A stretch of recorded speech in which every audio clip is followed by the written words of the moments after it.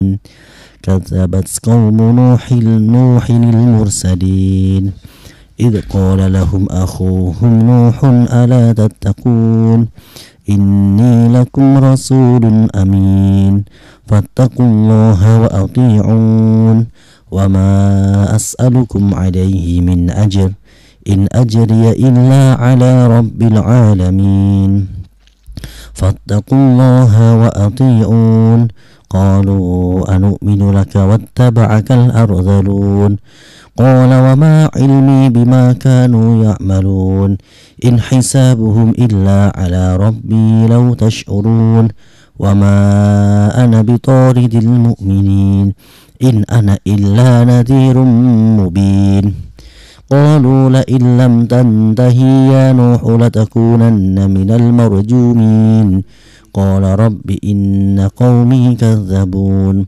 فافتح بيني وبينهم فتحا ونجني ومن معي من المؤمنين فأنجيناه ومن معه في الفلك المشحون ثم أغرقنا بعد الباقين إن في ذلك لآية وما كان أكثرهم مؤمنين وإن ربك لهو العزيز الرحيم بسم الله الرحمن الرحيم كذبت قوم نوح المرسلين كذبت patungguruhaken sapa kaum Nuhin kaume Nabi Nuh al-mursalina ing pira-pira utusan id qala nalikane dakwahi lahum kedua kaum Nuh sapa akhuhum saudarane mereka yaiku Nuhun Nabi Nuh alla tatakun kenapa ora padha takwa sira kabeh.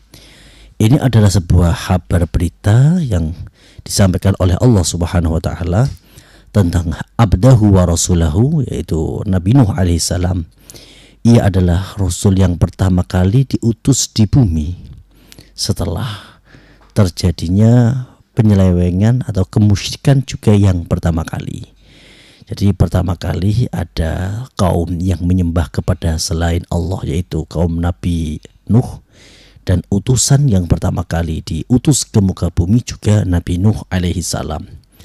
Dan kaum Nuh ini bertinggal di sekitar Irak bagian selatan. Sebagaimana catatan para sejarawan, dulu itu manusia menyembah kepada satu Tuhan. Dan karena mereka menganggap Tuhan itu sangat jauh, akhirnya mereka membuat tandingan-tandingan Tuhan, membuat sebuah berhala-berhala yang mereka beri nama dengan nama-nama para tokoh-tokoh mereka. Ada yang diletakkan di bukit-bukit dan di beberapa perkampungan-perkampungan mereka. Kemudian apa yang disampaikan Nabi Nuh? Inni lakum rasulun amin. Jadi ini adalah sebuah penting menyatakan manaqibi nafsihi, menjelaskan siapa dirinya. Jadi ini diperbolehkan bagi kita untuk menjelaskan latar belakang kita keluarga, putra siapa, bin siapa, kemudian kita menjelaskan kita menguasai satu fan ilmu apa, agar ini bisa mempermudah kita di dalam melakukan sebuah pekerjaan atau dalam hal khusus dalam berdakwah. Nabi Nuh menyatakan, saya adalah utusan Allah yang terpercaya. Jadi tidak ada dosa bagi kita menyatakan kita adalah sarjana apa. Dan ini sebenarnya suatu hal yang lazim, bukan sebuah kesombongan. Coba kita bayangkan betapa banyak ibu-ibu yang tertolong bisa melahirkan dengan selamat karena juga barokahnya ada papan nama bidan A, dokter kandungan A. Menyebutkan manaqibi nafsi, menyebutkan keahlian, ini bukan sebuah kesombongan, tapi lebih cenderung kepada ini adalah untuk memberikan penjelasan apa keahlian kita. Dan ini yang dilakukan oleh para utusan terdulu. Kemudian fattaqullaha wa atiun, takwalah kepada Allah, taati aku, ini kata Nabi Nuh. Kemudian kalimat yang ketiga, wa ma as'alukum alaihi min ajr in ajriya illa ala rabbil alamin. Ini sangat penting ketika kita di dalam melakukan sesuatu, kita harus mulai dari hati yang ikhlas. Apa ikhlas itu? Ikhlas itu sebagaimana disampaikan oleh Imam Nawawi dalam kitab At-Tibyan fi Adabi Hamalatil Quran, yaitu tasfiyatul fi'li an mulahadatil makhlukina. membersihkan segala perbuatan kita, pekerjaan kita dari segala respon makhluk. Kalau kita mulai pekerjaan kita, semisal kita berbuat kebaikan, kita niatkan memang segala kebaikan ini adalah perintah Allah, maka kita akan ringan. Suatu saat ketika kebaikan kita tidak terbalas, kita tidak akan marah dan tidak akan kecewa. Dan ini yang dilakukan para nabi. Wa ma as'alukum alaihi min ajr, in ajriya ila rabbil alamin, fattaqullaha wa atiun. Kata Nabi Nuh, takwalah kepada Allah dan taati aku. Kemudian apa jawaban dari kaum mereka? Qalu padha ngucap sapa kaum Nuh, anu minu apa to iman kita laka maring sira, wa taba'aka sertane anut ing sira sapa al ardharuna wong-wong kang padha rendah. Kaum Nabi Nuh itu kaum yang sangat membeda-bedakan kasta. Kebetulan pada waktu itu yang menjadi pengikut setia Nabi Nuh adalah orang-orang ardhalun. Ardhalun ini orang-orang yang dalam kasta sosial rendah, para pekerja kasar, para buruh. Ini dijadikan satu alasan, wahai Nuh, saya tidak mungkin menjadi bagian dari orang yang mempercayaimu, karena orang-orang yang bersamamu ini orang-orang yang berkasta rendah. Kalau aku kumpul dengan mereka, ini akan merendahkan harkatku. Maka bagi kita sudah menjadi bangsa yang modern, menjadi yang berperadaban tinggi, tinggalkan pikiran-pikiran egoisme seperti itu. Bagaimana kita memandang seseorang, bahwa seseorang ini sama-sama hamba Allah, ini yang penting. Jadi kalau kita memandang seseorang atas dasar kasta sosialnya, kita akan berbuat dolim kepada dia. Tapi kalau kita memandang bahwa siapapun orangnya, mereka ini sama-sama saudara kita. Ada yang saudara dibangun atas dasar sama-sama keimanan, yaitu ukhuwah Islamiyah. Dan ada saudara yang terbangun atas dasar satu bangsa, satu negara, yaitu ukhuwah wataniyah. Dan juga ada persaudaraan yang terbangun atas sama-sama kemanusiaan. Dan ini disebut sebagai ukhuwah insaniyah. Maka kita tidak boleh memandang seseorang berdasarkan kasta sosialnya. Apakah ini pejabat ataukah rakyat, ini kolong merat atau ini rakyat jelata. Tidak boleh seperti itu. Siapapun mereka adalah saudara kita. Kemudian wa ma ilmi bima kanu ya'malun, in hisabuhum illa ala rabbi lau tash'urun. Kemudian Nabi Nuh menjelaskan, semua yang terjadi ini atas kehendak Allah. Saya tidak tahu menahu dan saya tidak bisa mengondisikan. Kadang-kadang apa yang kita rencanakan Allah berikan yang lebih baik. Kita menginginkan A tapi Allah mendatangkan B. Ini yang disampaikan Nabi Nuh. Sesungguhnya saya tidak bisa memilih siapa yang akan menjadi kawan kami, siapa yang akan menjadi pengikut kami. Allah lah yang mempertemukan. Ada sebuah riwayat hadis bahwa orang-orang itu ketika di alam arwahnya ini berkumpul bersama, nanti ketika sudah berada di alam dunia seperti ini, ya kita akan dipertemukan kembali. Jadi ketika kita bertemu, kenal dengan seseorang di alam dunia ini adalah tanda bahwa dulu ketika di alam arwah kita juga kumpul dan bersama dengan mereka. In hisabuhum illa ala rabbi lau tash'urun. Ay wa ayu syai'in yalzimuni min itiba'i haula'i. Apa yang mengharuskan aku untuk mengikuti mereka? Ini perkataan umat Nabi Nuh yang membangkang. Walau kanu ala ayyi syai'in kanu alaihi, sekalipun mereka berada dalam prinsip yang mereka pegang, wala yalzimuni antakibu anhum wal bahsu wal fahsu innama ala an aqbala minhum tasdiqihim iyaya. Jadi siapapun mereka, dari manapun mereka mereka yang mau membenarkan risalahku, kata Nabi Nuh, mereka yang mau mematuhiku, dan itulah orang-orang yang akan selamat bersamaku. Ini yang dikatakan oleh Nabi Nuh alaihissalam. In hisabuhum illa ala rabbi lau tash'urun. Sungguh Allah ini tidak pernah memandang kita dari warna kulit. Allah tidak pernah memandang kita dari segi ras, tahta, kedudukan, dan apapun itu. Tetapi Allah memuliakan kita karena kadar ketakwaan kita. Inna akramakum indallahi atqakum innallaha alimun khabir. Siapapun mereka, dari manapun asal muasalnya, kalau ia adalah orang yang sangat takwa kepada Allah, maka ialah yang paling dekat kepada Allah, dan Allah akan memberikan kebahagiaan dunia dan akhirat kepadanya. Wa ma ana bitaridil mu'minin. Nabi Nuh mengatakan, saya tidak mungkin menolak orang-orang yang sudah beriman. Jadi diceritakan Nabi Nuh itu berdakwah selama kurang lebih 600 tahun, tapi pengikutnya hanya berjumlah kurang lebih, ada yang mengatakan di 10 orang, ada yang mengatakan 6 orang, dan ada yang mengatakan 5 laki-laki, 5 perempuan, dan tambah 3 putranya. Putra Nabi Nuh yang selamat di dalam bahtera Nabi Nuh itu ada 3. Pertama yaitu Sam, yang kemudian nanti menjadi nenek moyang bangsa Semit, bangsa Eropa, Arab, Persia, dan Yahudi. Kemudian ada Yafis. Yafis ini yang kemudian nanti menjadi nenek moyang bangsa Asia Tengah, yang meliputi yaitu bangsa-bangsa Turki, bangsa ras Mongolia atau Tartar, kemudian juga Khawarizmia.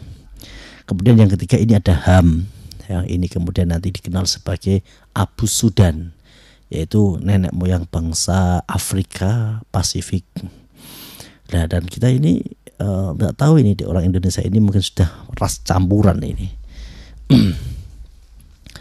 Kemudian in ana illa nadhirum mubin.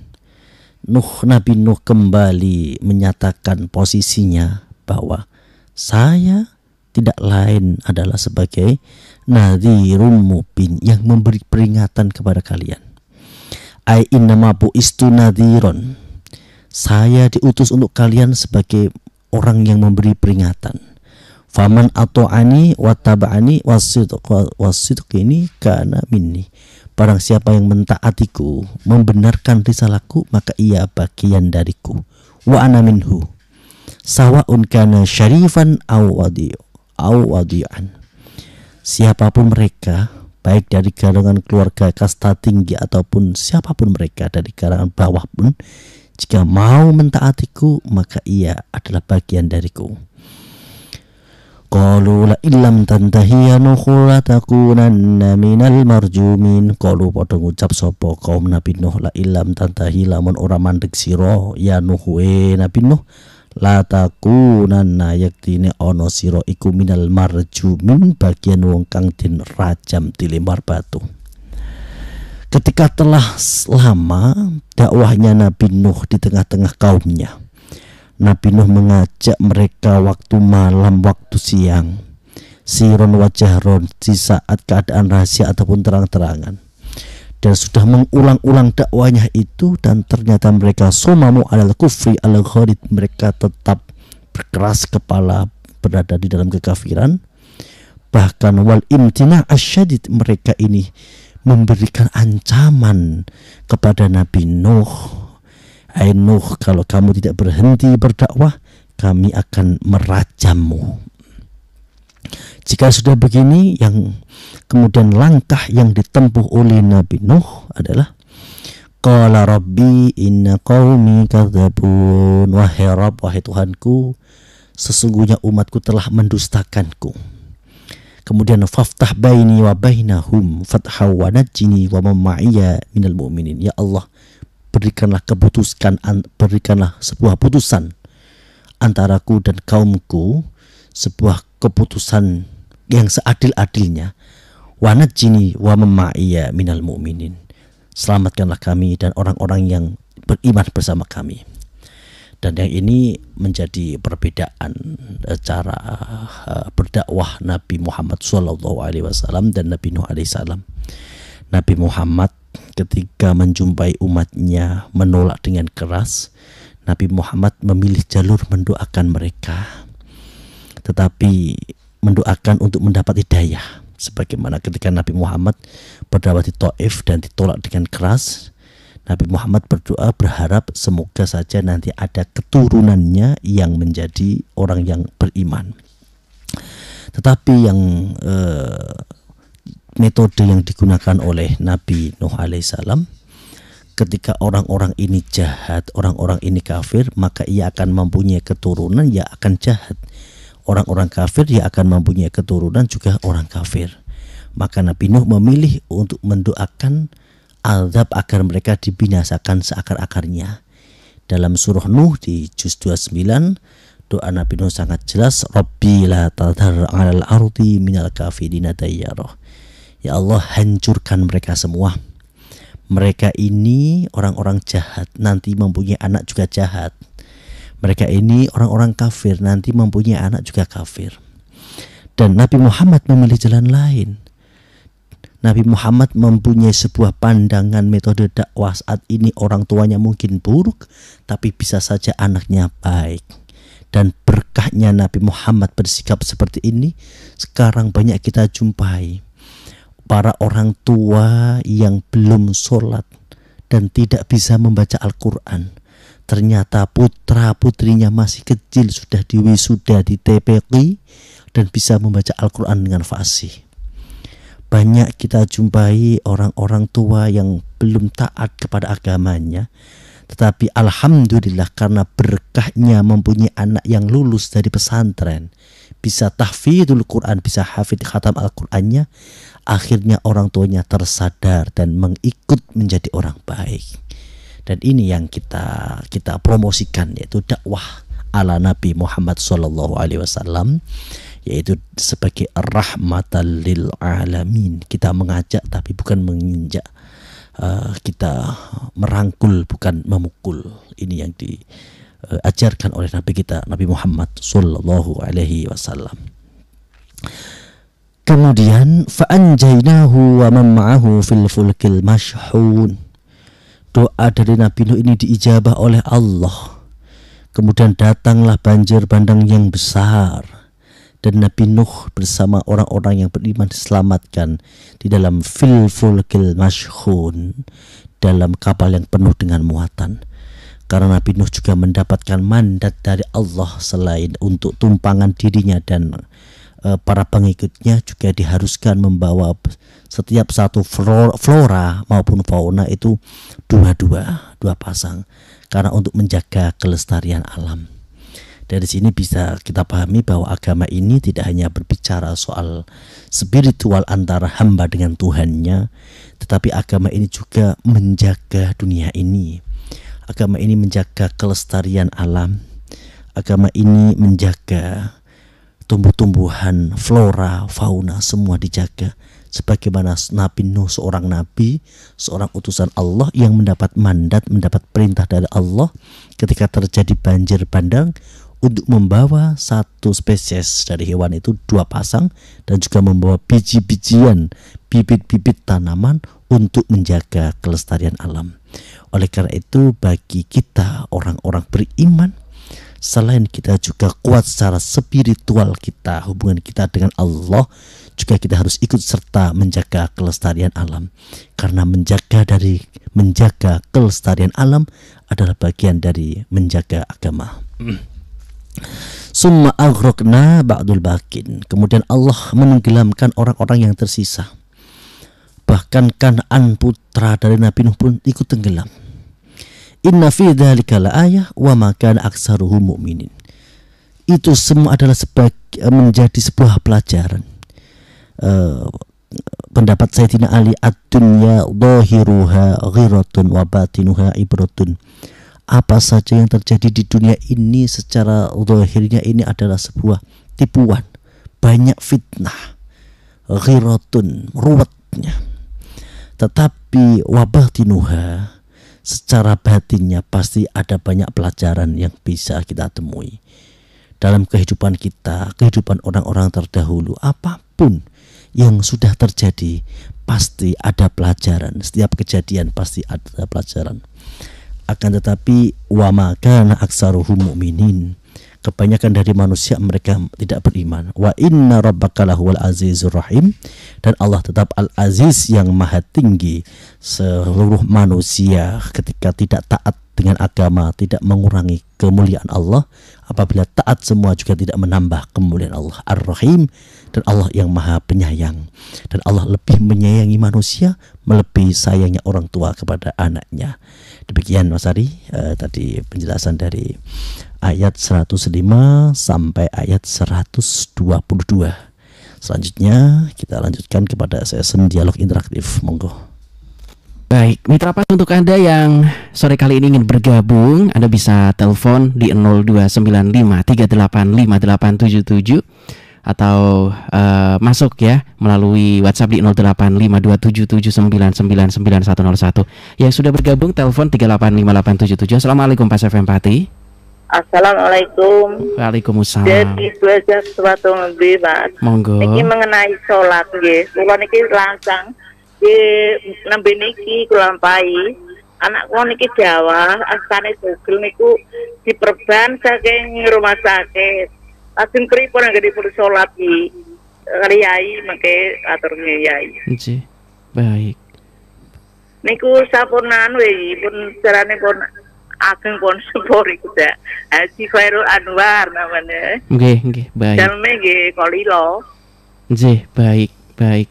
Itu nggih yang akan coba kami bahas. Matur suwun. Monggo, ini mungkin bermasalah ketika mau ke sholat atau juga tayamum dan wudhunya juga ini. Bagaimana ini Ustaz? Iya, dari sekolah itu berarti tanggane kula niki Bu. Jadi ngeten. Jadi ini sering orang-orang itu keliru dalam mempraktekkan tayamum untuk orang-orang yang ada perbannya. Jadi ketika tangan kita ada perban dan muka kita ini masih bisa menggunakan air, ya kita menggunakan air dulu, kemudian sampai tangan satu, terus ketika tangan yang satu ini ada perbannya, kita kemudian ganti dengan tayamum. Jadi kita berhenti dulu, terus kita tayamum sebagai ganti untuk basuh tangan yang perban. Jadi bukan tayamum secara kemudian tayamum semua, bukan. Jadi kita tetap wudu, tetapi tayamum satu ini untuk gantinya tangan yang perbanan. Setelah itu nanti rambutnya ini juga pakai air lagi, kupingnya pakai air lagi, kakinya juga pakai air lagi. Nah ini yang sering kadang-kadang dalam masalah fikih itu keliru memahami. Ya, seakan-akan ketika ada perban berarti ya semua tayamum, bukan seperti itu. Tetap wudu, tetapi ketika sampai lokasi tangan, bagian tangan yang sakit yang ada perbannya itu diganti dengan tayamum, begitu Mas tadi. Tayamumnya full juga Ustaz ya? Iya, tayamum kan hanya muka dan tangan. Gitu. Oke, baik. Untuk Anda Mitra Pas yang ingin bergabung kembali, monggo Anda bisa masuk di 3858877. Assalamualaikum Pak Empati. Baik, silakan Anda bisa bergabung juga melalui WhatsApp di 08527779999101 dan line telepon juga bisa Anda manfaatkan lewat 0295385877. Saya coba terima penelpon kembali. Assalamualaikum Pak Empati. Waalaikumsalam warahmatullahi wabarakatuh, Mas Yuri. Baik, dengan siapa di mana Bapak? Bapak Abdullah di Gunung Gal. Monggo Bapak. Assalamualaikum warahmatullahi wabarakatuh, Pak Yai. Waalaikumsalam warahmatullahi wabarakatuh. Ketinjuan perso Pak Yai. Sedangkan Kanjeng Nabi Muhammad sallallahu alaihi wasallam niku kan keturunan saking Kanjeng Nabi Nuh alaihi salam, istilahnya manusia perahu. Dekat semanten mohon saking kula. Assalamualaikum warahmatullahi wabarakatuh. Waalaikumsalam warahmatullahi wabarakatuh. Persebaran manusia perahu pasca diobrak-abrik ini karena ada masalah dengan Allah Subhanahu wa taala. Bagaimana ini Ustaz? Itu ada dzurriyyatan man hamalna ma'anu. Jadi siapa saja ya termasuk kita ini itu disebut sebagai dzurriyyahnya orang yang dibawa dalam perahu. Karena waktu itu habis semua guys. Habis semua. Jadi ada dua riwayat, ada yang mengatakan habis semua, ada yang waktu itu hanya sebagian wilayah Asia Barat ya.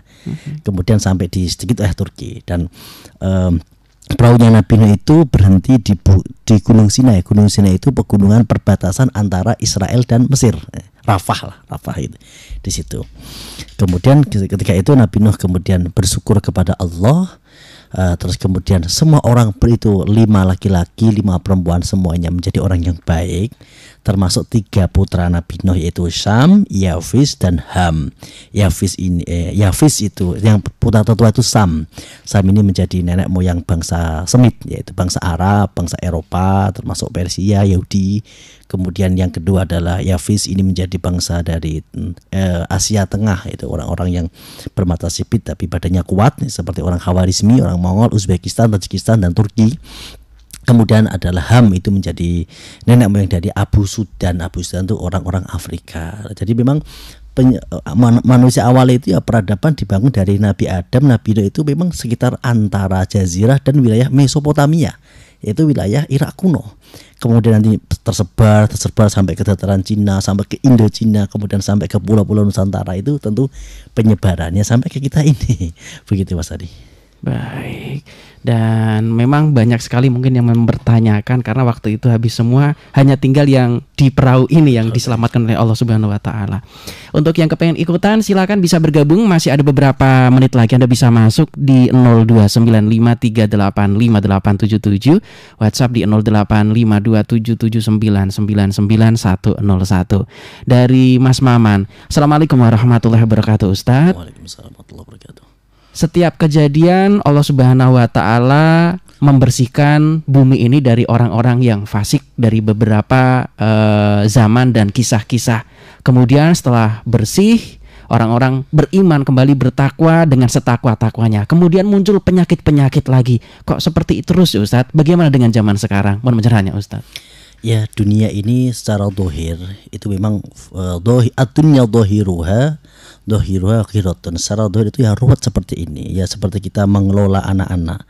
Ketika nanti anak-anak ini melanggar aturan, ketika kita tegur 1 hari 2 hari baik, besok begitu lagi. Ya memang dunia itu seperti itu. Dunia itu tidak ada yang sempurna. Oleh karena itu kata Imam Al-Ghazali di dalam statementnya bahwa jangan takut salah, karena orang yang takut salah itu bisa terindikasi orang yang sombong. Karena manusia biasa, bukan nabi kok takut salah. Ya sudah, bekerjalah, berlakukan aktivitasmu, kalau salah akui, perbaiki dan minta maaf. Jadi memang ya dunia seperti ini. Maka tidak ada yang sempurna. Kita harus berdamai dengan diri kita pertama. Ya diri kita ya dengan segala kekurangan kita, banyak lupanya, ya banyak kesalahannya, akui saja, terima segala kekurangan kita, syukuri apa yang Allah berikan kepada kita, kemudian kita kelola, kita manajemen agar kita bisa menjadi hambanya Allah yang baik. Kemudian setelah itu kita berdamai dengan lingkungan kita, orang-orang yang di sekitar kita, rekan kita kerja, teman kita di kantor, bahkan saudara kita atau bahkan pasangan kita, semua manusia biasa yang bukan nabi, yang tentu banyak salahnya, banyak lupanya, dan selalu mengecewakan. Kita terima, karena orang itu kalau selalu menunggu atau mencari yang sempurna, selamanya ia akan kecewa. Jadi memang dunia seperti ini. Lah bagaimana yang baik? Yang baik adalah kapanpun, dimanapun kita niatkan menjadi hambanya Allah yang selalu mengingat Allah. Maka doa yang paling menenangkan kita adalah Rabbana la tu'akhidna in nasina aw akhtana. Ya Allah, jangan siksa kami ketika kami ini lupa atau kami benar-benar salah ya. Ya tadi itu apik baik apik terus dan seterusnya begitu. Demikian penjelasan tadi Mas Ari. Baik, kita harus segera closing Ustaz. Sebelum kita closing mohon doanya Ustaz, monggo. Bismillahirrahmanirrahim. Allahumma shalli ala sayyidina Muhammad wa ala ali sayyidina Muhammad. Alhamdulillahirabbil alamin. Rabbana la tu'akhidna in nasina aw akhtana. Ya Allah, ya Tuhan kami, jangan siksa kami di saat kami lupa atau memang kami benar-benar bersalah. Rabbana wa la tahmil alaina isran kama hamaltahu ala alladziina min qablina. Ya Allah, ya Tuhan kami, jangan bebani hidup kami sebagaimana beban yang pernah Kau berikan kepada umat-umat terdahulu. Rabbana wa la tuhammilna ma la taqata lana bih. Ya Allah, jangan bebani hidup ini dengan beban yang berat yang kami tidak sanggup memikulnya. Fa'fu anna ya Allah, maafkan kami. Waghfir lana ya Allah, Ampuni dosa kami. Warhamna ya Allah, sayangi kami. Anta maulana, engkau adalah Tuhan kami, engkau adalah Tuhan kami. Fangsurna 'alal qaumil kafirin. Tolonglah kami untuk mengalahkan orang-orang kafir. Rabbana atina fid dunya hasanah wa fil akhirati hasanah wa qina adzabannar. Alhamdulillahi rabbil alamin. Demikian dari saya, kurang dan lebihnya mohon maaf. Akhirul kalam wal afu minkum. Assalamualaikum warahmatullahi wabarakatuh. Waalaikumsalam warahmatullahi wabarakatuh. Mitra Pas, nantikan kembali talkshow berikutnya kajian kitab Tafsir Ibnu Katsir. Saya Rifanil, informasi Pas FM pasti. Wassalamualaikum warahmatullahi wabarakatuh. Mitra Pas, demikian tadi telah Anda ikuti